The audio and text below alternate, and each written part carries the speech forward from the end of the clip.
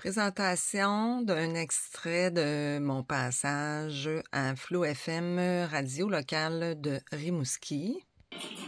On a encore la belle visite en studio. On est avec Chantal Laure. Bonjour Chantal. Salut Liliane. Ça va très bien Chantal. On est habitué de se voir. C'est la 4e et dernière chronique de médiation animale. Donc c'est pour les gens qui nous écoutent, c'est une autre façon de nommer la zoothérapie, malgré que c'est quand même, on avait défini la différence entre les deux. Aujourd'hui, Chantal, on va aborder quelque chose qui est un petit peu plus délicat, c'est la mécanique des dépendances, et on va parler de consommation. Oui. Dans un premier temps, et tu voulais nous démontrer comment on peut intervenir avec la médiation animale dans le cas de dépendance. Alors, on est en compagnie de Souti qui est silencieux, mais qui fait le tour du studio. Souti est une montagne des Pyrénées, donc il est énorme, tout blanc. Et puis, il nous accompagne gentiment, comme ça, en silence, durant l'entrevue aujourd'hui. Donc, bienvenue à l'émission. Ben, merci beaucoup. Fait que Chantal, je pense que je vais te laisser déjà aller avec qu'est-ce que c'est la dépendance dans sa fonctionnalité, là, dans sa mécanique. Dans sa mécanique. Donc, ce qui est important de savoir avec la mécanique de la consommation de la dépendance, parce que c'est très, très large. Là, on parle de acheter, mettons, compulsivement, on parle de psychotropes, on parle de tabagisme, de café, de sucrerie. La mécanique derrière ça, c'est vraiment l'hormone du bonheur qui est la dopamine. C'est vraiment elle qui joue un rôle addictif, si je vous dirais. C'est vraiment elle, dans le fond, la dopamine est là au départ pour, elle va libérer de l'énergie, elle nous aide aussi au niveau de la concentration et de la mise en action. Puis elle est là pour, tu sais, quand on cherche, là, maintenant j'ai perdu mon porte-monnaie, puis là, ça fait 1 heure que tu le cherches, puis là, quand tu le trouves, tu as une sensation de... Ben, c'est ça la dopamine. Comme une récompense. Oui, c'est ça. C'est que elle, c'est vraiment c'est ce qui est sécrété quand on va consommer, puis quand l'effet de consommation est plaisant, ben, la dopamine rentre en jeu. Puis ce qui est comme le côté négatif de la dopamine, parce que tous les mammifères recherchent cette sensation de récompense-là. Mais elle, ce qui arrive avec la dopamine, c'est qu'elle va enregistrer, dans le fond, l'information qui lui a procuré cette sensation-là. Donc, si je vous donne un exemple, on ne se sent pas dans la gang quand on est jeune, puis là, les jeunes, moi je vais vous donner un exemple, là, au niveau du cannabis, ils vont se passer le joint, toi tu te sens comme pas tant dans le clic, fait que là, tu te dis, ben, on va faire comme les autres. Tu fumes ton premier joint ce soir-là, puis tu tripes super bien, puis dans le fond, ben là, tu t'es senti comme plus dedans.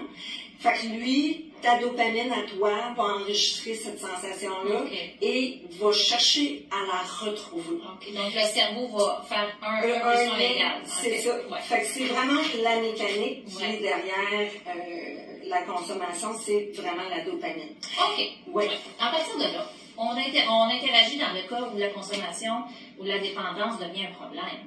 Oui. Ce qui arrive, c'est ça. Il y a différents types de consommateurs, mais c'est toujours en recherche. Ce qui arrive, c'est ça, c'est que la recherche du bonheur, tous les mammifères, dont l'humain en fait partie, on en a besoin. Fait que le lien va se faire assez rapidement, surtout si on y va avec des consommations qui sont plus dures, là, comme les amphétamines, la cocaïne, parce que là, à ce moment-là, les doses de dopamine sont beaucoup plus grandes. Une plus grande charge. Une plus grande charge et les récepteurs qui sont là pour l'emmagasiner puis la gérer, ils sont gelés. Dans le fond, fait que la dopamine reste présente, fait que ça devient très, très addictif et très, très rapidement. Fait que c'est ça c'est ça. Puis il y a aussi, dans le fond, le contexte de la consommation qui joue un rôle, le contexte, la personne, puis le produit. Fait qu'il y a des produits qui sont plus doux, si je pourrais dire, mais il y a des produits qui sont très, très addictifs. OK. Alors, comment on intervient avec un animal dans ce cas-là? Dans ce cas-là, si on y va, comme je vous disais là, tantôt, on va y aller avec notre jeune qui se sent pas tant dans le game. Fait qu'on peut parler à ce moment-là d'un isolement social. Tu sais, lui pour... Bon. Fait avec la médiation animale, ce qu'on va faire, c'est qu'on va essayer de reconstruire des circuits de dopamine, mais qui sont plus sains et qui se produisent de façon naturelle. Parce que quand on a une addiction, ce qui arrive, c'est que la dopamine, de façon naturelle, ne se fait plus.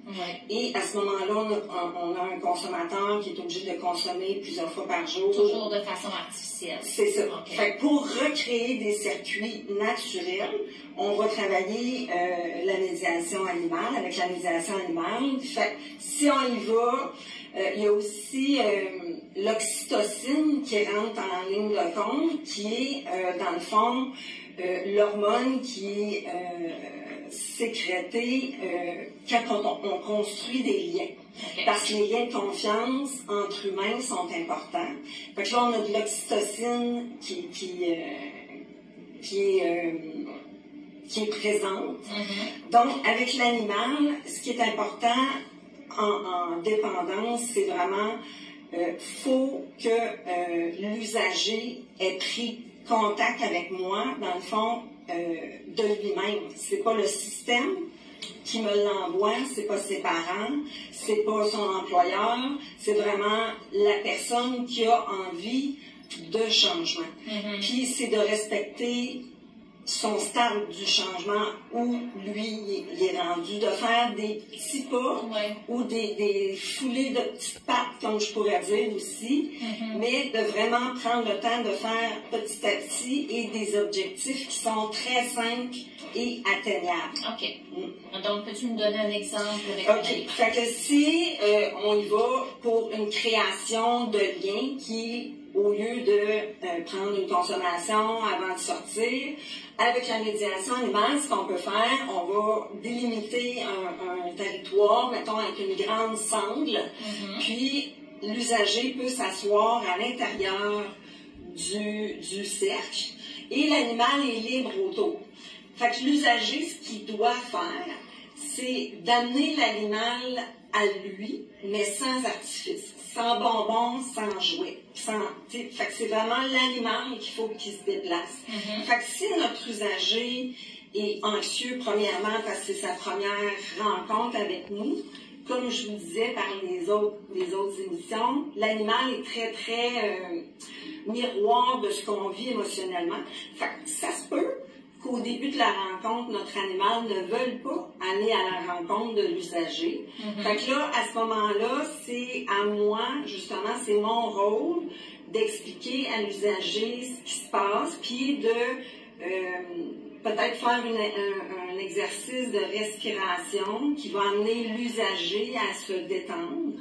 Puis, d'ici la fin de la rencontre, c'est sûr qu'il va y avoir un contact. Mais ce contact-là est sans artifice et il est vrai. Puis là, on a le début d'un lien de quelque chose.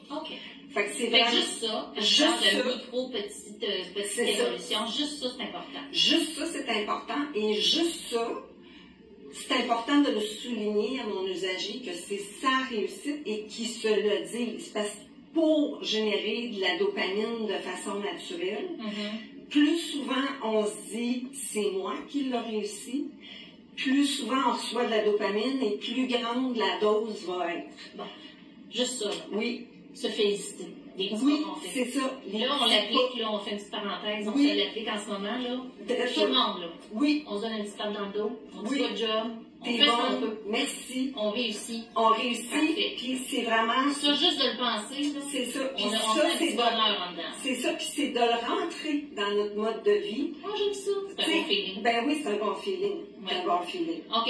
Donc, il est à ce niveau-là. C'est ça. Donc, graduellement, entre l'animal et le patient, c'est ça. Il va y avoir cette réussite-là de petits pas Exactement. d'apprivoisement, C'est ça. de lien de confiance. De lien de confiance. Et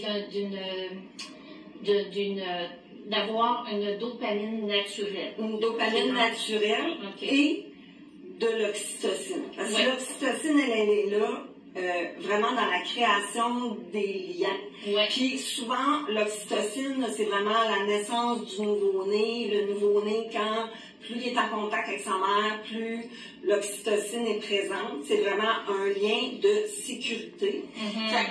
Si on a de l'oxytocine et de la dopamine ensemble, c'est gagnant. C'est gagnant et on peut mettre, un coup que le lien a été créé, mettre en place un plan d'intervention de petits pas, de petits objectifs qui, on va se revoir une fois, 2 fois semaine.